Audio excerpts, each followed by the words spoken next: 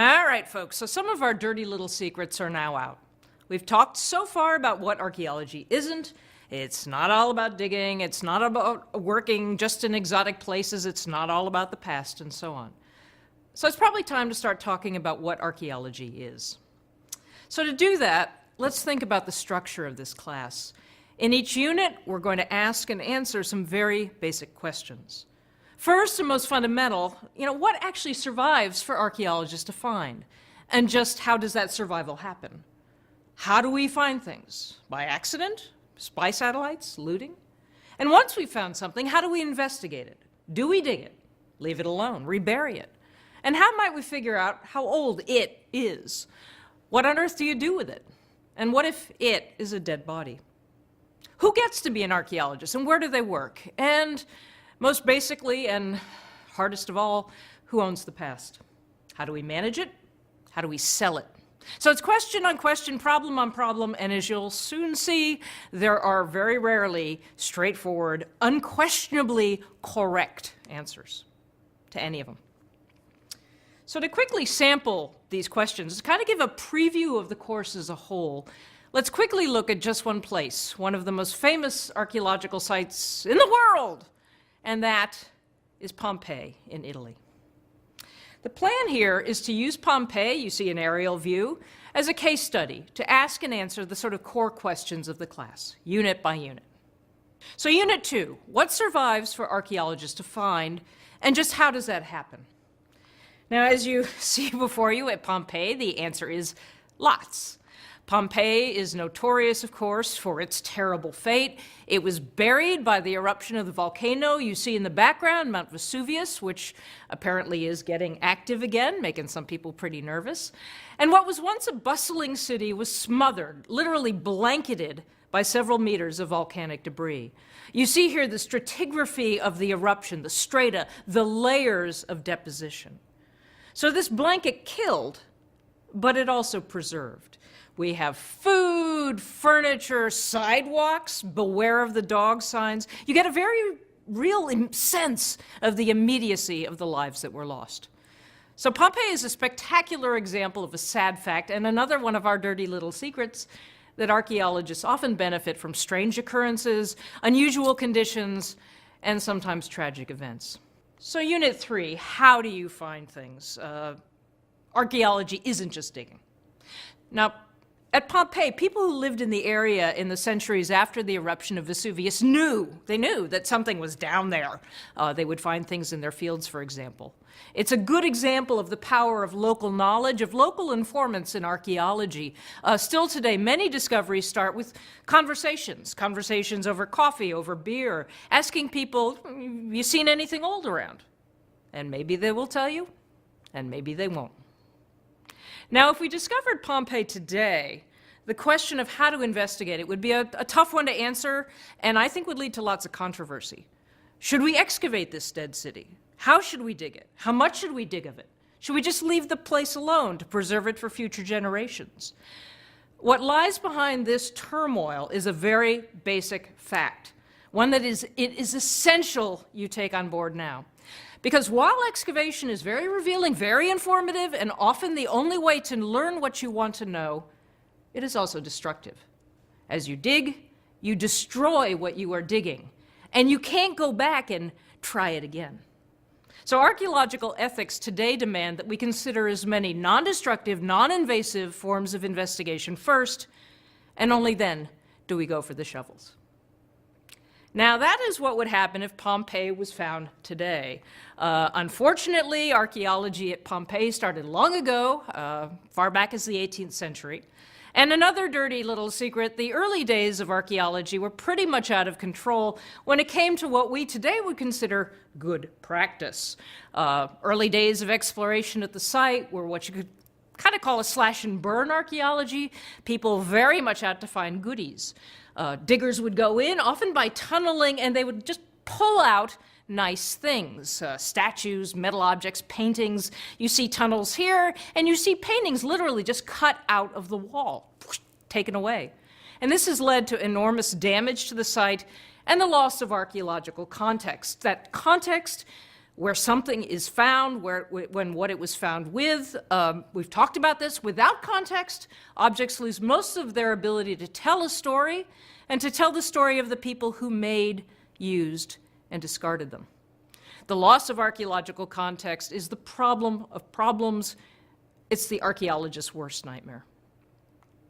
Thankfully, however, over time, archaeological methodologies evolved with definite improvements over the course of the 19th and 20th centuries.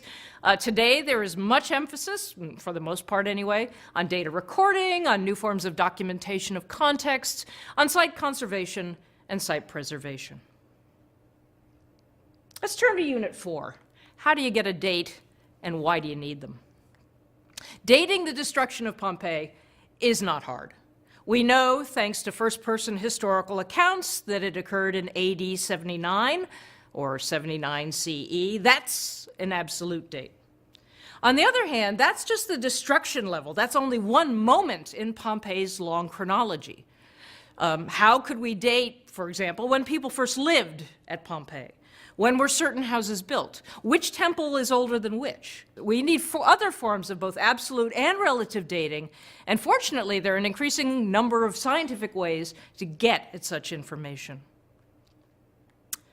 What, and here comes Unit 5, what do you do with what you find?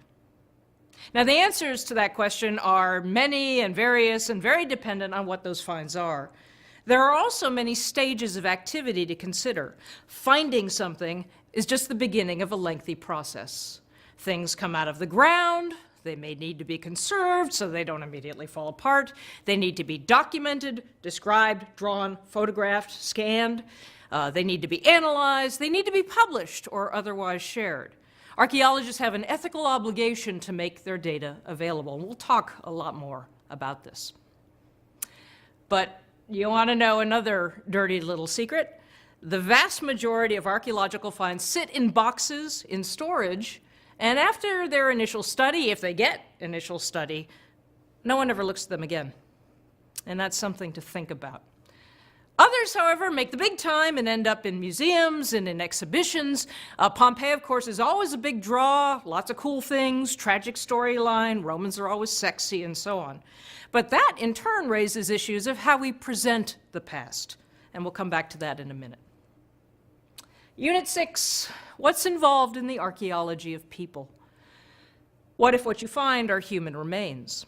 Now, Vesuvius left us many victims, though there's not much mystery about how they died. But what about how they lived? For example, what did they eat? At Pompeii, we can actually see some last meals, like that bread left on tables. Or, and indeed better, bioarchaeologists today can gain sort of senses of overall diet and overall health from looking at physical remains, particularly skeletal remains. So paleopathology, pathologies of the past, is one way to interrogate social conditions. Did it matter if you were rich or poor, male or female, free or slave, when it came to your diet and your health? And the answer then as now was absolutely yes. Now, not all of these victims of Vesuvius can be studied in that fashion, the exploration of skeletal remains. At Pompeii, for example, the bodies were covered by the fall of ash, which hardened around the body, and the body then eventually decomposed. Archaeologists digging the site began to notice cavities in the ash, and they came up with the idea of pouring in plaster or other material, and the result, as you see, often in startling detail, is the shape of the missing person. These are evocative and painful to look at, as are the deaths of the other inhabitants of the city, its animals. Probably the most famous is this dying dog of Pompeii, chained up and left to its death. If the people don't get you, if the people don't tug at your heartstrings, the doggy will. Unit 7, where does archaeology happen and who can play? Pompeii is not the only buried city in archaeology. Other sites have been smothered by volcanoes. You see here the famous site of Akrotiri on the island of Thera in Greece. There are also sites in India, Costa Rica, Tanzania, Canada, and the United States. And as we will see, sites can be buried and preserved by other slightly less drastic and dramatic means as well. So Pompeii is not unique, but it remains highly unusual in the number of people who work at it, visit it, worry about it. The site operates under the authority of a government ministry. Various archaeological projects, both Italian and foreign, are ongoing. Numerous nonprofit organizations contribute money for its conservation. But above all, there are the tourists. How many people annually do you think Pompeii has attracted in recent years? Some 2.5 million visitors annually, and some days see as many as 20,000 people walking through the entrance gates. Now, is this a good thing? Good that people are interested in the past? Yes, but visitor numbers combined with restricted resources for conservation and site protection and conservation is leading to what's been called the second death of Pompeii. People marching through it thousands, millions of feet annually, wearing away these ancient streets, touching things, leaning against walls, bumping into wall paintings with their backpacks, helping themselves to little souvenirs.